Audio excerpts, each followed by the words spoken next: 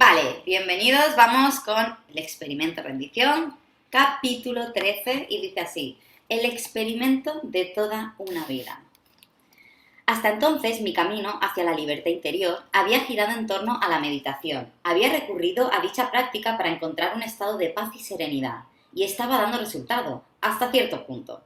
Si bien podía estar meditando durante horas sintiendo un maravilloso flujo de energía que me ayudaba a elevarme, no conseguía acceder al estado de conciencia que tanto anhelaba. Además, una vez acabada la meditación, la mente personal se activaba. De nuevo, nada más levantarme del cojín. Necesitaba ayuda y un buen día llegó en forma de inspiración.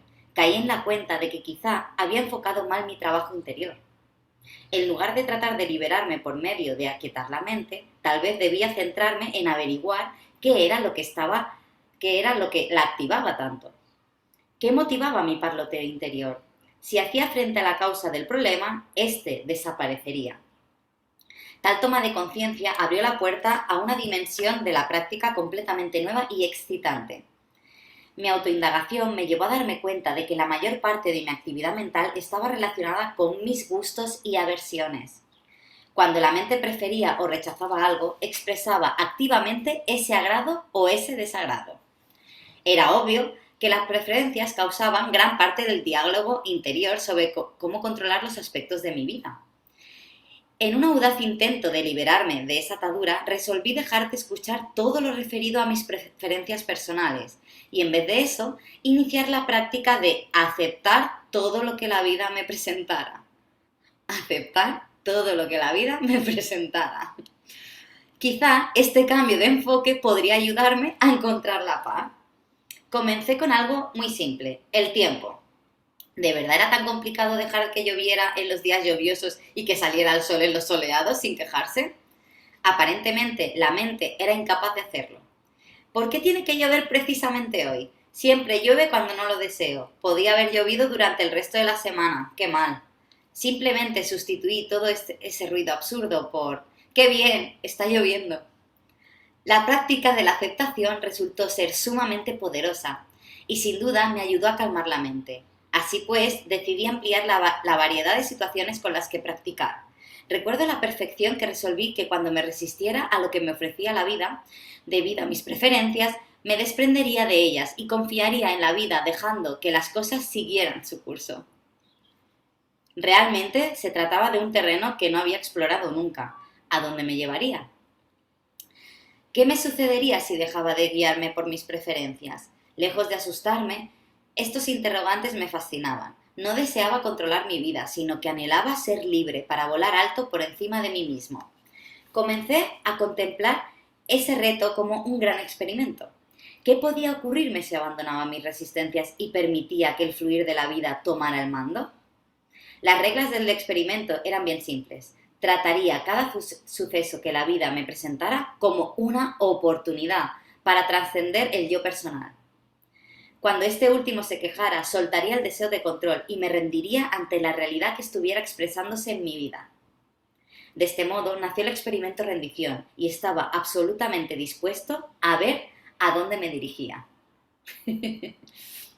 Quizá pienses que solo un loco podría haber tomado una decisión así. Lo cierto es que ya había vivido diversas experiencias asombrosas que me había traído la vida.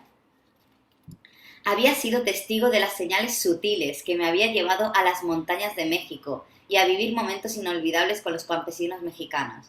Al regresar a Estados Unidos, había sido atraído hacia mi preciosa casa nueva, y lo que en un principio iba a ser la construcción de una simple cabaña se había convertido en una experiencia inesperadamente rica y constructiva.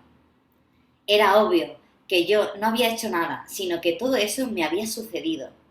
De hecho, si no me hubiera despojado de mi resistencia inicial, no hubiera tenido lugar tales experiencias. Me hubiera pasado la mayor parte de mi vida creyendo que sabía lo que me convenía, pero todo apuntaba a que la vida lo sabía mucho mejor que yo.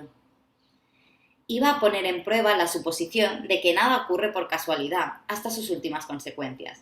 Estaba dispuesto a arriesgarme a que la vida asumiera el mando. Capítulo 14. Vamos allá, que supone que la vida asume el mando.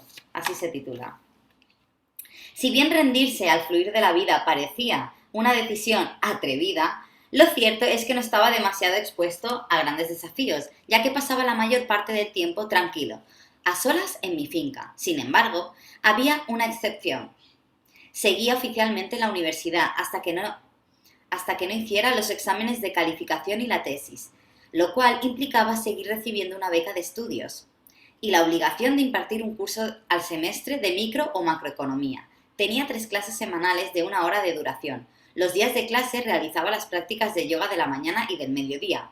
Iba a la ciudad a dar clase y volvía a casa lo antes posible.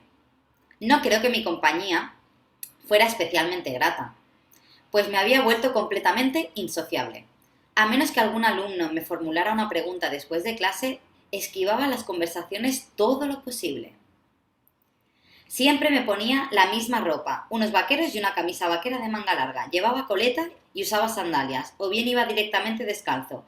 Mi aspecto no hubiera llamado demasiado la atención en el departamento de filosofía, pero yo era profesor de primer curso en una escuela de negocios del sur de Estados Unidos. El departamento toleraba mi extravagancia solo porque me había convertido en un profesor muy popular y mis alumnos obtenían resultados excelentes en los exámenes. Recuerdo una anécdota en la que me pasé de la raya. Me había propuesto ver si podía ir a la ciudad a dar clase y volver a casa mientras mantenía la mente moderadamente en calma. Para lograrlo debía potenciar un estado meditativo varias veces al día. Hacía yoga al aire libre antes de salir de casa y ejercicios de control de la respiración en la furgoneta, antes de entrar en el aula. Incluso hacía una pausa para quietar la mente en clase antes y después de la exposición del tema. Ese día concreto conduje hasta la universidad. Realicé algunos ejercicios de respiración y entré en una gran aula llena de estudiantes. Por alguna razón, comenzaron a silbarme al entrar. Me llevó unos segundos aterrizar lo suficiente como para darme cuenta de que me había olvidado de ponerme la camisa al acabar la práctica de yoga.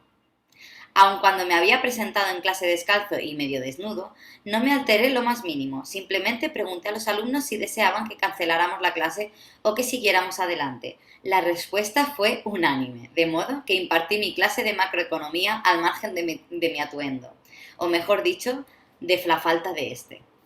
Durante varios meses seguí llevando un estricto estilo de vida meditativo, aunque se suponía que estaba aprovechando ese tiempo para preparar exámenes de doctorado.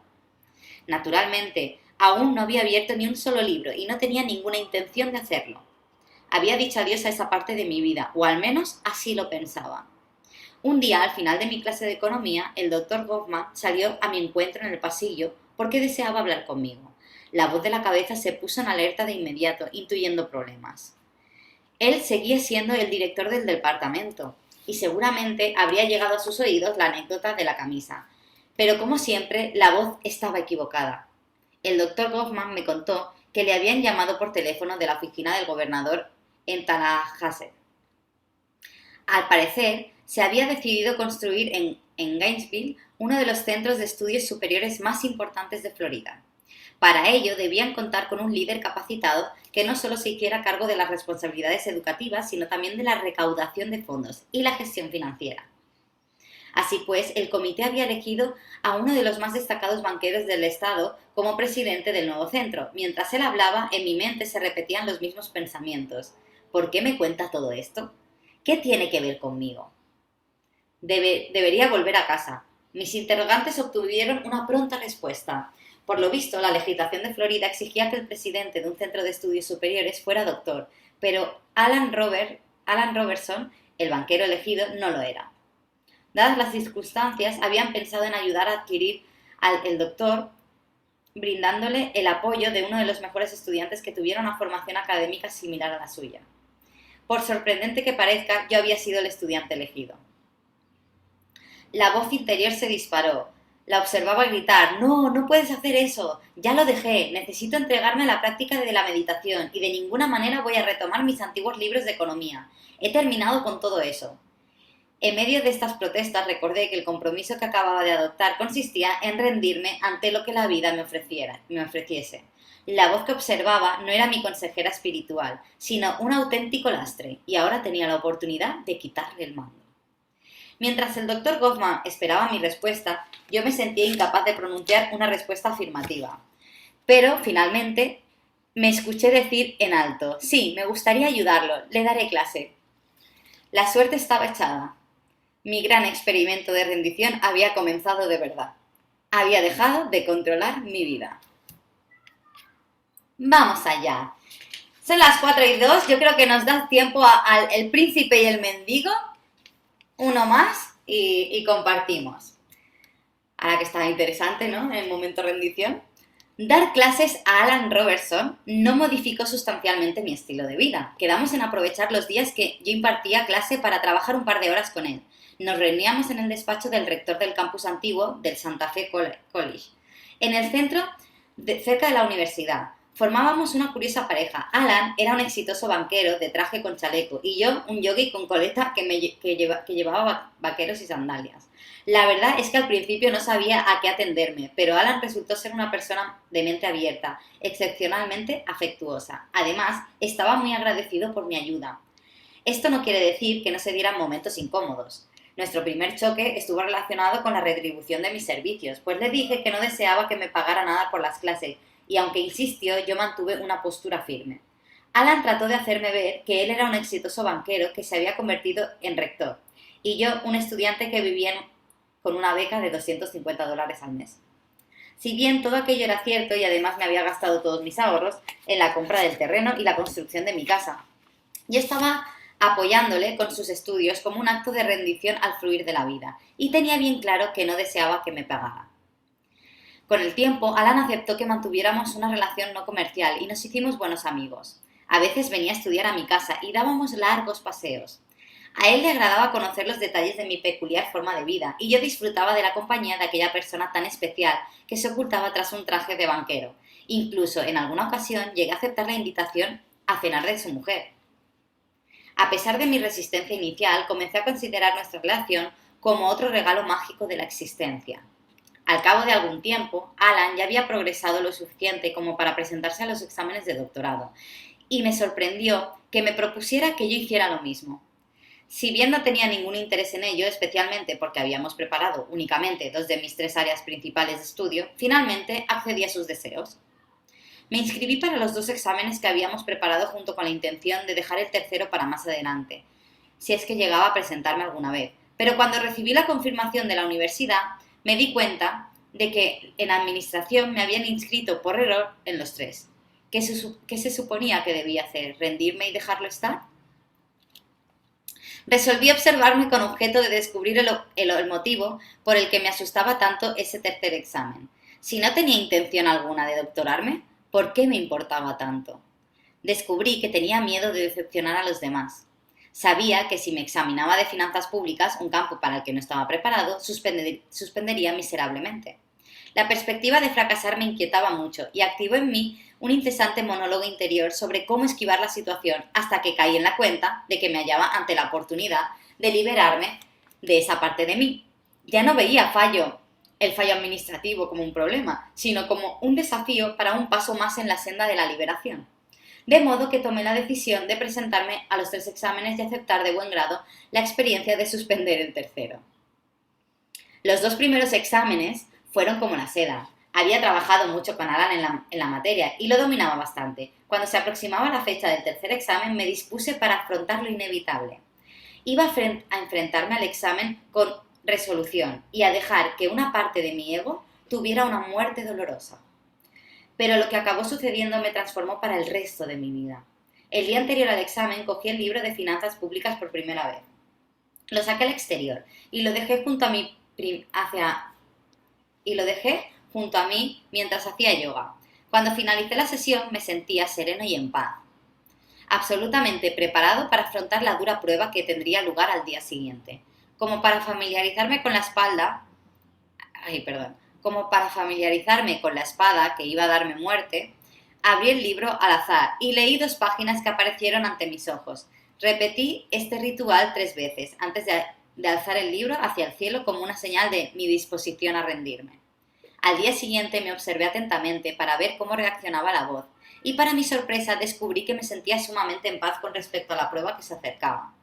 Después de la meditación matinal, cogí de nuevo el libro de texto y volví a abrirlo al azar. Resultó uno de los 3 lugares que me habían salido el día anterior. Revisé la compleja tabla que se mostraba en esa página y coloqué el libro en la estantería por última vez. Más tarde me dirigí a la ciudad, aparqué cerca de la escuela de negocios y estuve meditando durante un rato antes de entrar. Seguí sintiéndome en calma, con un sentimiento de serena resignación. Había aprobado el verdadero examen. Probar que era capaz de rendirme por completo cuando la vida me presentara una situación por la que no deseaba pasar. Subí las escaleras que conducían al departamento de economía y la auxiliar me entregó el examen. Mientras lo recogía eché un vistazo a las 6 preguntas de desarrollo, de las que debía escoger 3. De pronto me quedé helado y se me saltaron las lágrimas. 3 de las preguntas trataban de los temas expuestos en las 3 páginas que habían aparecido el día anterior al abrir el libro. Estaba atónito. Me quedé paralizado un largo rato, incapaz casi hasta de respirar. ¿Cómo podía ser? Había sucedido de nuevo. Me había rendido, había hecho frente a mis temores en nombre de la trascendencia y en el último momento, en lugar de caer en el infierno, era ascendido al cielo. Entré en la sala y escribí sin parar. Las semillas de la inspiración estaban muy frescas en mi mente e incluso fui capaz de reproducir y adornar esa tabla que había visto únicamente 2 veces. Entregué los cuadernillos y me fui a casa en un estado de ánimo bien diferente al esperado. Esa mañana, mientras conducía, había sentido que la vida estaba exigiéndome que dejara morir una parte de mí. Pero ahora me daba cuenta de lo que realmente me pedía era que me quitara de en medio y la dejara actuar. Estaba muy contento de haber asumido el riesgo. Al cabo de unos días, el doctor Goffman me felicitó por la excelencia de mi examen de finanzas públicas. Aunque el reconocimiento del director del departamento debería haberme agradado, en realidad hizo que me sintiera culpable. Así pues, le relaté la historia del examen y le pregunté si creía que había obrado mal. El doctor Goffman se levantó, me puso la mano sobre el hombro y me pidió que dejara de intentar ser tan humilde. A continuación, me indicó el camino para salir del despacho. ¡Wow! Y ahora vamos a por nuestro compartir.